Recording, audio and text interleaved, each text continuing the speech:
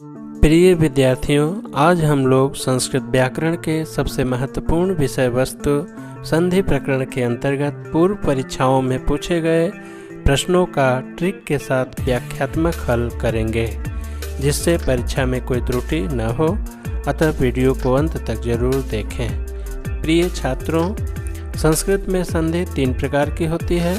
पहला स्वर संधि, जिसे अच संधि भी कहते हैं। दूसरा व्यंजन संधि, जिसे हल संधि भी कहते हैं। तीसरा विसर्ग संधि। उपर्युक्त तीनों संधियों से संबंधित महत्वपूर्ण वीडियो का लिंक डिस्क्रिप्शन में दिया गया है। वह वीडियो इंड स्क्रीन में भी मिल जाएगी, जिसे आप देख सकते हैं। हमारे विसर्ग संधि के वीडियो को बहुत कम समय में लगभग 25,000 बार देखा जा चुका है। इसके लिए आप सभी को बहुत बहुत धन्यवाद। नमो नमः। मैं ब्रजेश त्रिपाठी, आप देख रहे हैं संस्कृत विमर्श यूट्यूब चैनल। आइए वीडियो को शुरू करते हैं। परीक्षा में संधि से 6 नंबर का प्रश्न पूछा जाता है। अधोलिखित वाक्येषु संधि विच्छेदम कृत्वा लिखत। अधोलिखित वाक्यों में संधि विच्छेद करके लिखें। इस तरह के 6 संधि पद दिए जाते हैं, जिनका हमें विच्छेद करना होता है। आइए इसका व्याख्यात्मक हल देखते हैं। साधुपदेशः शब्द का विच्छेद होगा साधु जोड़ उपदेशः, क्योंकि साधु के अंत्यवर्ण उ के पश्चात उपदेश का आदि वर्ण उ आया है।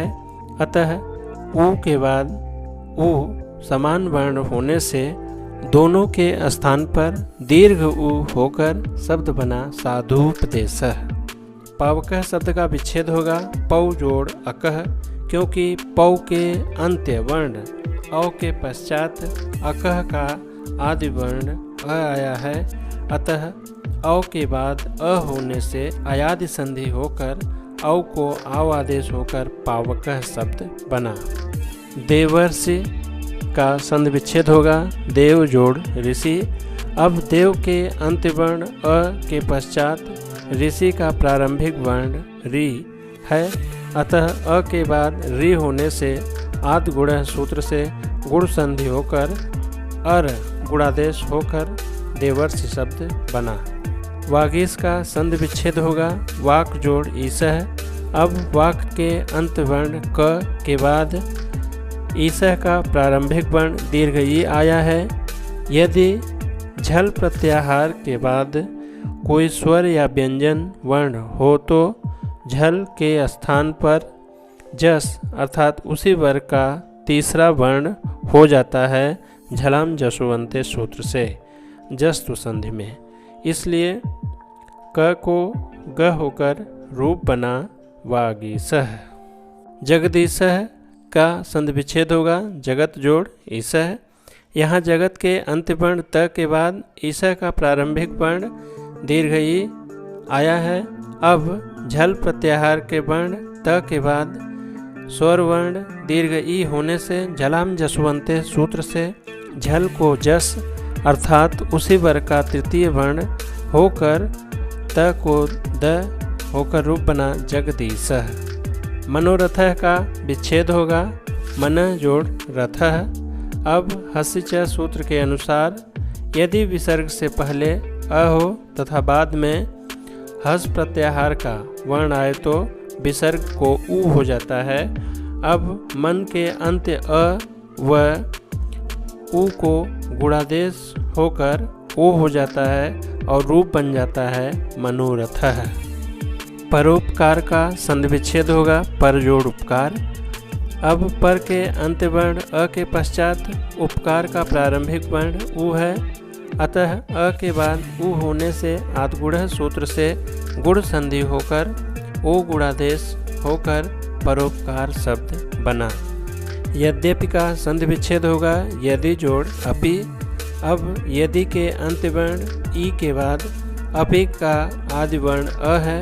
अतः ई के बाद अ होने से ई को यणच सूत्र से यण संधि होकर ई को यह आदेश हो गया, रूप बना यद्यपि।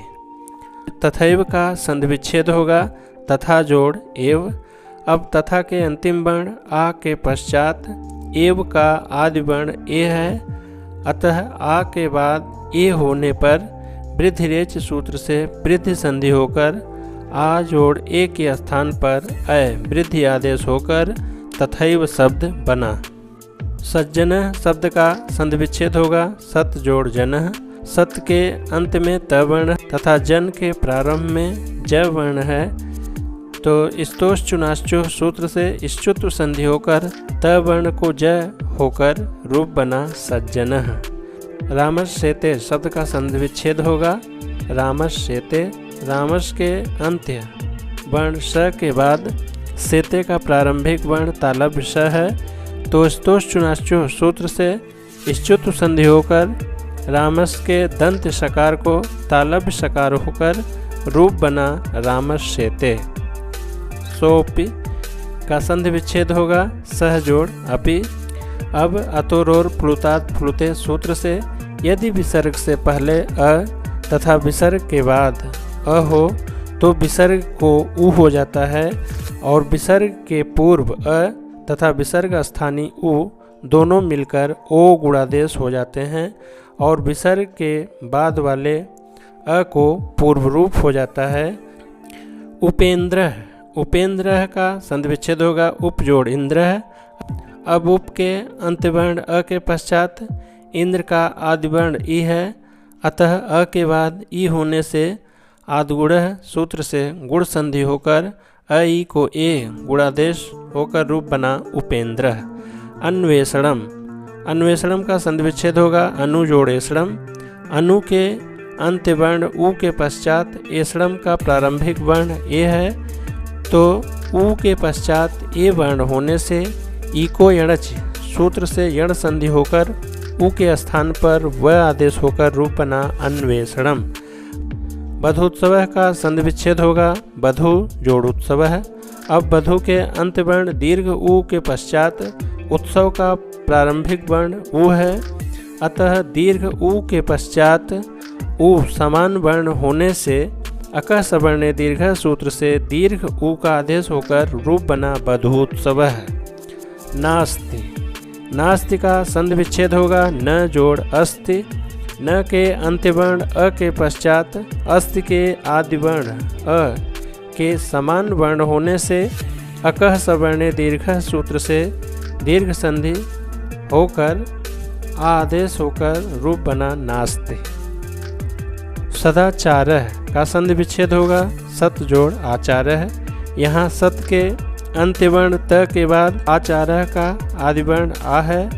अब झल प्रत्याहार के वर्ण त के बाद स्वर वर्ण आ होने से झलाम जसवंते सूत्र द्वारा झल को जस अर्थात उसी वर्ग का तृतीय वर्ण होकर त को द हो गया और रूप बना सदाचारः। अनुग्रहश्च का संधि विच्छेद होगा अनुग्रह जोड़ च। जब विसर्ग के बाद च या छ वर्ण हो तो विसर्ग को तालव्य स हो जाता है, विसर्जनीय सह सूत्र शब्द बन गया अनुग्रहश्च। महेंद्र का संधि विच्छेद होगा मही जोड़ इंद्र। अब मही के अंत्यवर्ण दीर्घ ई के बाद इंद्र का आदिवर्ण ई है, अतः दीर्घ ई के बाद ह्रस्व ई समान वर्ण होने से अकः सवर्ण दीर्घ सूत्र से दीर्घ ई होकर रूप बना महींद्र। अत्रैव शब्द का संधि विच्छेद होगा अत्र जोड़ एव।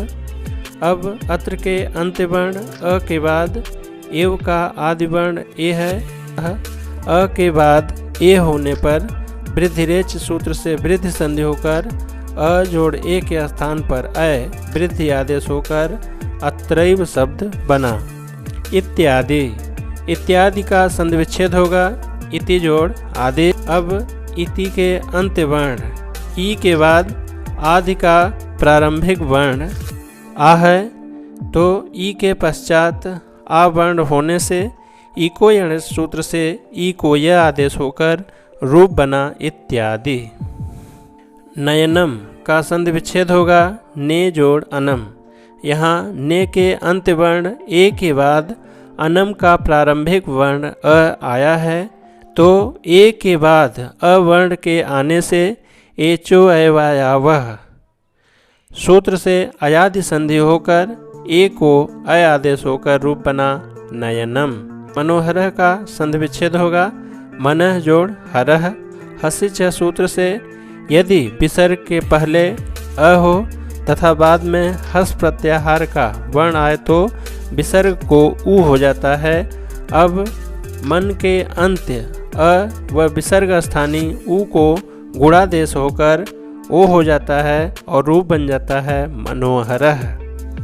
नमस्ते, नमस्ते का संधि विच्छेद होगा नमः जोड़ ते। जब विसर्ग के बाद त या थ वर्ण हो तो विसर्ग को दंत सकार हो जाता है। अब विसर्ग को दंत सकार होकर रूप बना नमस्ते। वीडियो अच्छा लगा तो चैनल को लाइक करें, सब्सक्राइब करें, बेल आइकन को जरूर प्रेस कर दें। शुभम भूयात्, पुनर्मिलामः। धन्यवाद।